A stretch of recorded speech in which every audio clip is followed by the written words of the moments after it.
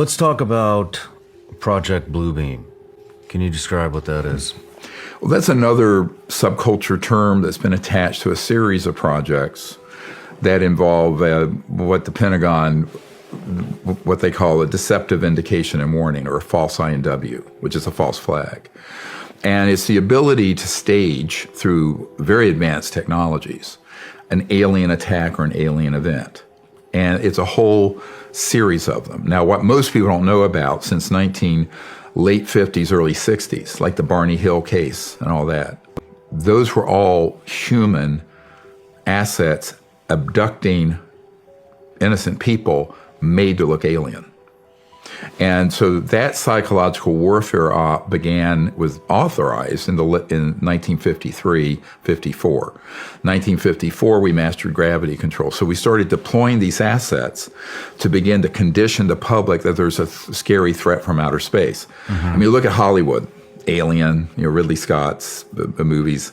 If you want to see a script for what's coming fairly soon, look at the movie Independence Day.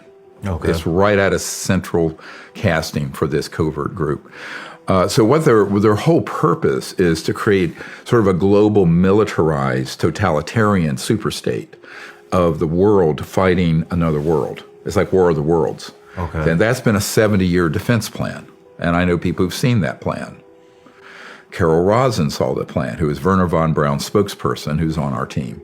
She's almost 80 now, but brilliant mind. And, when she realized in the 70s that this was what was afoot, her whole life was devoted to trying to get some of these projects under control. But we're little David's up against an enormous Goliath. And nevertheless, the truth, if people want the truth, Gloria Steinem said, the truth will set you free, but first it'll piss you off. It's time for people to, actually realize that this is something they have to take seriously.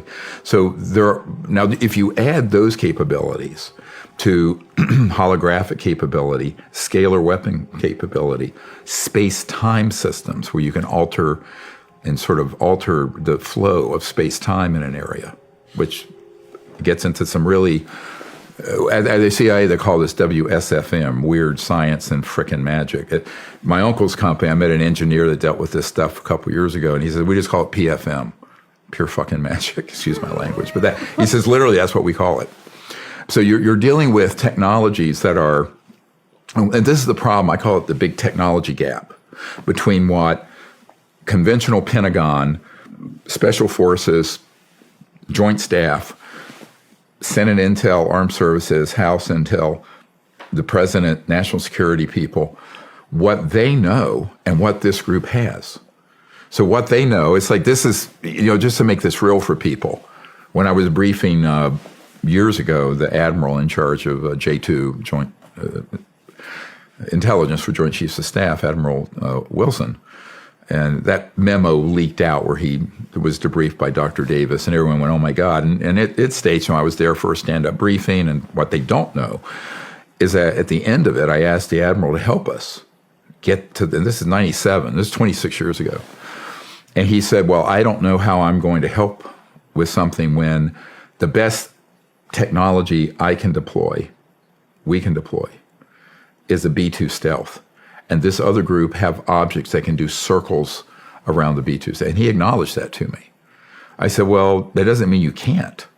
He says, well, I can't unless it's authorized. I said, well, where do you need the authorization?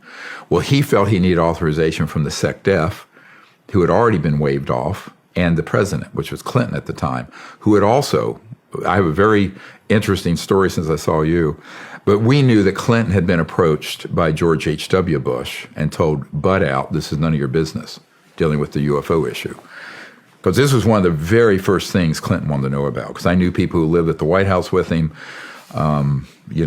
He was very keen on getting to the bottom of it, but the efforts he launched were torpedoed, and he eventually backed off of it.